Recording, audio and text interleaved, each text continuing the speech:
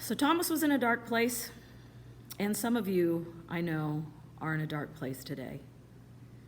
If you're a human being, you're probably not going to get out of life without going through some sort of struggle. And as a Christian, you're probably not going to get out of your faith without some times where you go through doubts, where you have questions.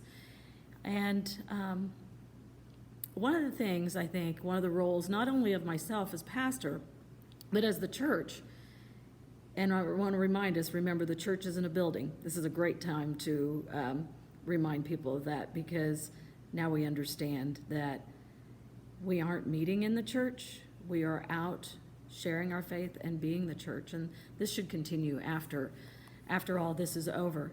But one of the roles that we have as followers of Jesus Christ, as believers, is to help other people through dark times, to help them when they're struggling with their faith, when they're going through a time where they flat out reject Jesus and the gospel. We are still meant to be a light, a witness. We are still meant to have grace and mercy. I believe it's in the book of Jude where it says, be merciful to those who doubt. Because pretty much every human being that's listed in Scripture, especially in the story that we're talking about today with Thomas, pretty much every one of them had doubts until they saw. And we all go through times of darkness where we can't see clearly, either because of grief, financial stress, loss of relationship. It could be any number of things that we could call a dark time in our lives. And so I have a story that goes with that. And it's actually not my story, but it's a story I've heard several times from a dear friend and colleague, is actually my mentor in ministry. He's the one that inspired me to ministry. He was my pastor when I felt the call of God on my life. And his name's Jeff, and many of you know who that is.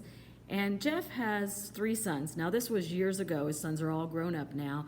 But years ago, when they were younger, they wanted to go to a haunted house. So Jeff took the boys into the haunted house, and I think they probably started out like any other father and sons in a haunted house. The boys were like, we're going to be fine. We're not going to be afraid at all. Well, they get a little further into the haunted house, and it gets very dark, pitch black. They can't see anything. There's things coming at them that are scaring them. And all of a sudden, Jeff feels these hands tugging at his belt. All 3 of his sons had a hold of his belt. So he reaches back to let them know that they're safe, and he just places his hand on them, and he realizes that on his belt is a 4th pair of hands. A little bit smaller, I think, than his boys were at the time, but there was another child holding on to his belt in the darkness.